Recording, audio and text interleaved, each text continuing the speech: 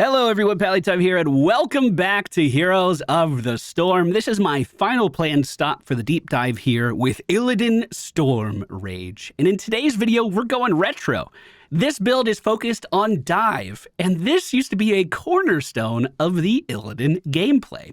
You would take talents like Marked for Death at level 16, jump on a target, and try to just spam jump over them again and again and again for big bursts of damage. Keep in mind that 180 that you're seeing right there is actually before level scaling. The damage is pretty good on Marked for Death.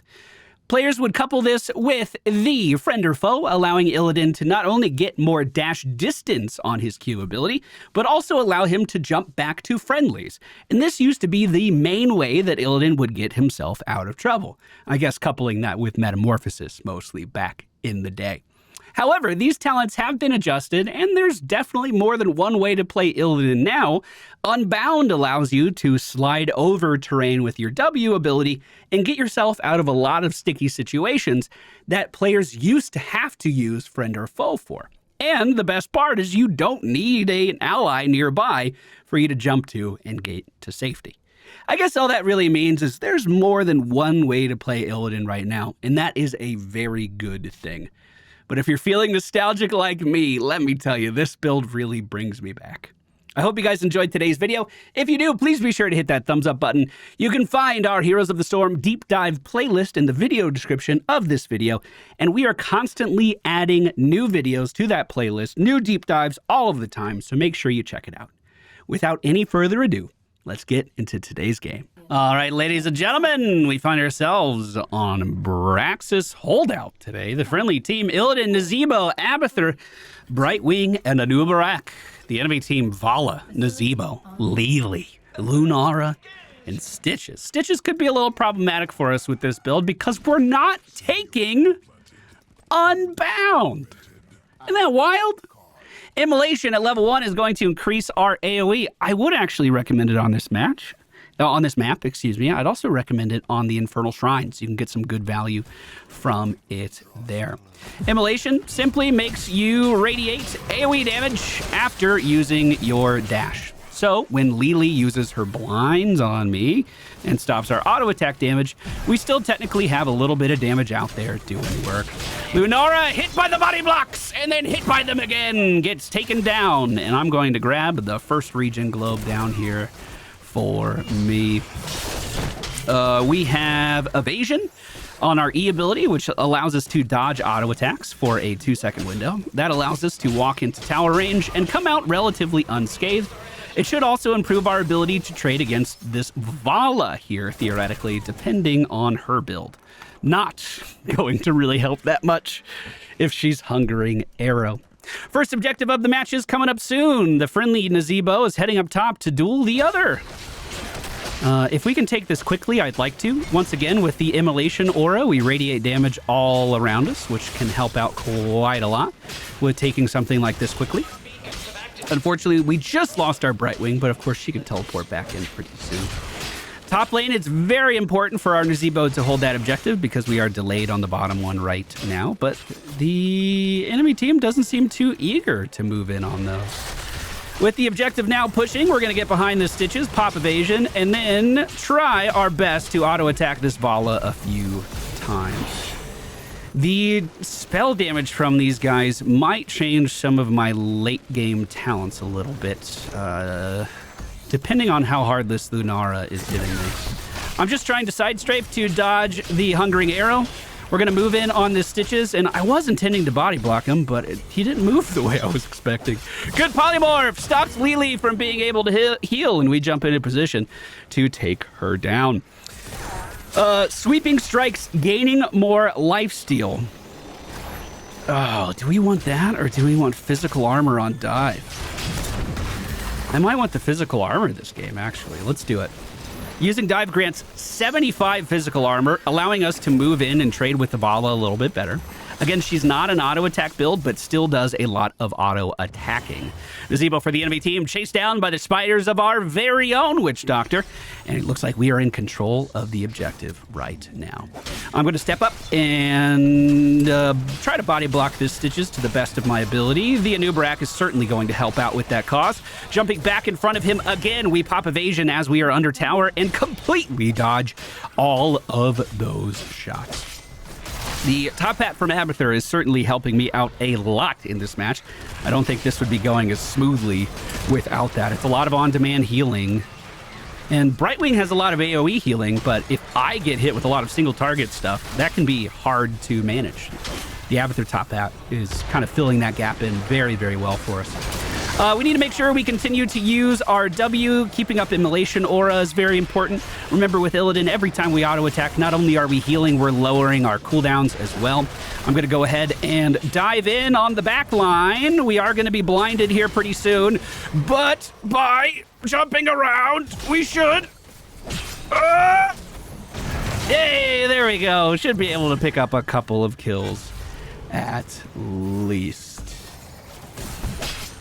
Oh, did you think I was done? No. No, dude, we're good. We just step out for a second. We keep going. Friend or Foe is another classic ability for Illidan. It allows us to use our dodge, our dive, to jump to friendly targets as well as enemy targets. Illidan can have some trouble if he gets in too deep in the middle of team fights, and this used to be the most reliable way of getting out. I would argue that Unbound kind of serves the same purpose and allows you to move over terrain these days. So there's certainly a case for still taking Unbound in these games. We are going to use the attack speed increase from the Abathur top hat to cleave down that mercenary camp as fast as we can. 53 seconds until that other one is ready. Let's see if the enemy team is poking around on this one. So far, it does not look like it. And I don't want to start it if they're rotating up from the bottom lane right now. Looks like enemy Gazebo might still be pushed. It looks like they swapped lanes, so I can go down here and contest him. I think that's totally fine. Our Anubarak in a little bit of trouble. I'm going to dive over. And then... Oh, I tried so hard to body block Lily there, but I was just a little bit off. There we go. We got some good ones in. And we'll finish her off just before tower range. Now, I'm just trying to move out of here, although you could argue that I should have jumped onto that Vala. She has Sippy Cup healing right now, too, so she's going to be a little bit harder to kill. Objectives should... What is that burrow? Oh, my God. I'm so glad he canceled it. I saw that on the map, and I freaked out. I'll head down to the bottom lane. You don't got to do that, little slug. Let me help you, little slug. I'll do it. I think, yes, he is down here. Perfect body block again. We'll just damage him the entire way around me. I'm upset. If I just used Q instead of my W, I could have continued that damage no problem. Anubarak with a good rotation. Cleans up my mess, though. I shouldn't have needed help there. I should not have needed help. That was an easy Illidan kill. That was super duper easy. Level 10 is here, and I'm feeling the hunt. Although on this map, really, are you ever going to find anyone isolated? We could take the hunt for a very easy interrupt on the Jug of 1,000 Cups from Lily. We could also just take it as a means of rotating around the map, too. Yeah, okay, I talked myself into it. The teleport is coming in. We're going to jump in on the entirety of the enemy team here, following up with that Anubarak engage. Stun onto Lunara as she dips to the top of the screen, and we're just trying to keep up as much damage here as possible. We don't want her running me around in circles. She is very, very quick. That's why we use the hunt so quickly. Those spiders very easily could kill me. Oh, but we managed to just skirt away with that mobility from our W. Looks like the friendly team is in charge of the objective yet again. Damage going out on... No! No! Oh, oh my gosh. I'm going to dodge some of these tower hits here in an attempt to get our new Barak out. Looks like he's going to be A-okay. Zebo was taken down as well. Friendly team in charge of the objective as Lunara tries to step on to delay. She does not quite make it. Now, the reason I recommend Immolation, by the way, Immolation's win rate is still fine. It's like 54%. We checked it before the stream started. It's just people kind of only do one build for Illidan these days in quick match, it seems, or in any match, it seems. I guess we are looking at ratings for ranked. But Immolation in a situation like this, let's imagine that the enemy team did get a big Zerg wave. We're doing 35 damage in a pretty big circle around us. Like, I would say the circle is about the diameter of this little square I'm standing in here. Like, it's a pretty big AoE. And that does add up over time, for sure. The fight is continuing up top. Abathur top hat on our right wing. I'm on the way up right now. Stitches does have Gorge, so we don't want to hunt in on anybody. He could immediately remove us from that. We also know he loves hooking this direction, so let's try to not be his first target. Jumping in towards the enemy team's Lunara. We got Jug of 1,000 Cups. That's a huge cooldown, so let's just go ahead and leave. There's no reason to stay. Let me go ahead and take... Do I want Nimble? Okay, this is where Unbound would be infinitely better because I could have dipped out under... Like, I could have dipped this way. I don't have that option. I have to jump to a friendly target. We're going to hunt the Lily, who way overextended, and we'll grab that kill really fast. Flip over to the Vala, who is standing completely still, and finish her off. Now, if I can get in range of Lunara, we could hunt in, or excuse me, dive in, but I don't think that's going to be possible. She is too fast. Moving on to the objective now, we see Nazebo throwing down the Gargantuan, and with my attack speed from the Abathur top hat, we are cleaving through this very, very, very, very quickly. This will be pushing the top lane. The enemy team is defending the bottom lane right now. So if we can stop them from rotating, that would also be very valuable. So I'm just going to press S right here and we're going to wait. This is my gameplay right now. Hi. This is it. Just trying to stop them from getting here. We are in the belly of the beast, but because we have Unbound, we should be able to get out pretty easy. Lunara does pick up a kill on our Bright Wing. So you know what? I'm good. I'm going to leave. Nazebo pushing top lane is looking really good. She doesn't have any mana, bro. Okay, enemy team split. I'm going in. Come here. Come here, you little shit.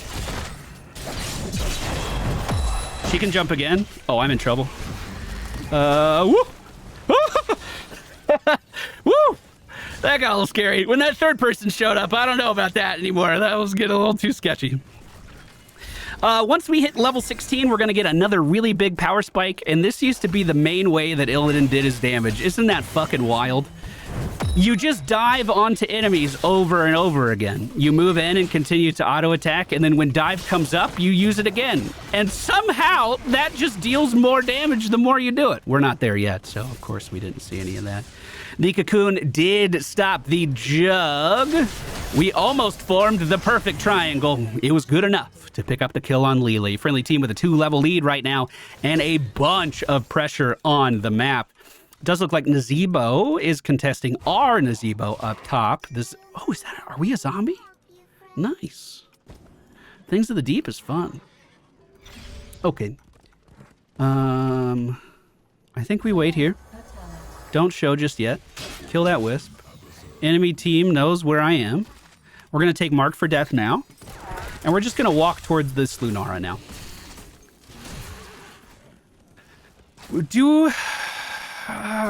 You could argue that taking Hunter's Onslaught here could provide you with quite a lot of healing. And I do think that has some great synergy with this talent that we just picked up.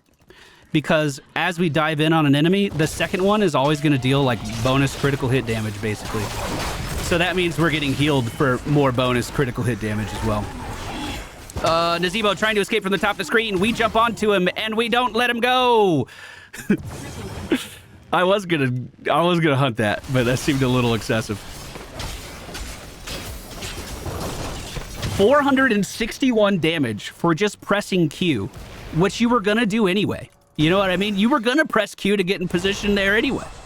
Let's see how Lunara reacts to this. She did well. Bro, wait, how does that work? hold on. My brain couldn't process what I just saw. Did she leap me mid-hunt and avoid the stun from Hunt? How did she target me before I got there? I thought... All right. Well, I didn't know Lunara could do that. That's pretty fucking cool. That's pretty fucking cool. She might have another charge of her ult ready to go again. But we are in control of the objective right now. Mercenary Camp takes the top building. Next objective is going to be pushing the bottom lane, which means we may just be tearing down every building that the enemy team has. Almost right on cue. Did you hear that scream? That was nice.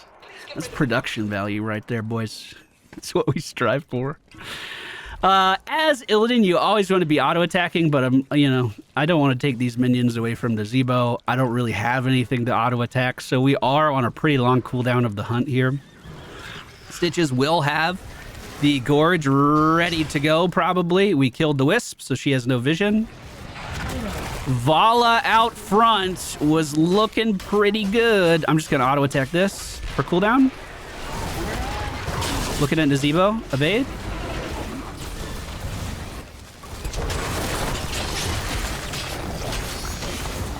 We're fine. Good Brightwing heal.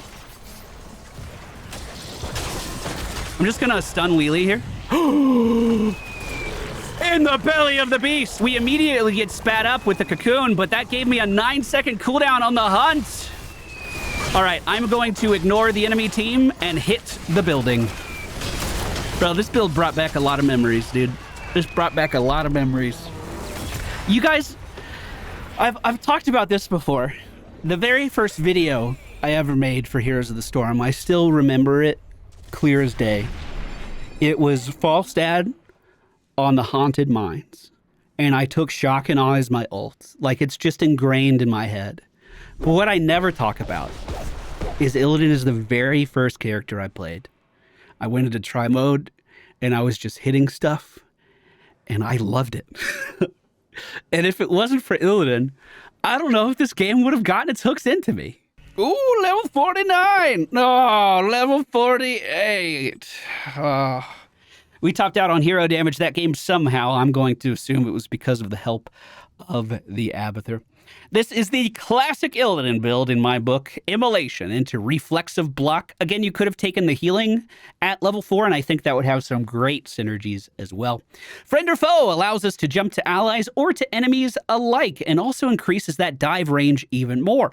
Really good for chasing down fast characters like Lunara. The Hunt into Nimble Defender, and then Marked for Death at level 16. At 20, what would I have taken at level 20? Honestly, I think any of them would have fit this just fine. The demonic form basically gives you a prolonged metamorphosis state. Oh, we couldn't have taken that. We could hunt globally, but it's a 2-lane map, so do we really want to do that? I don't know.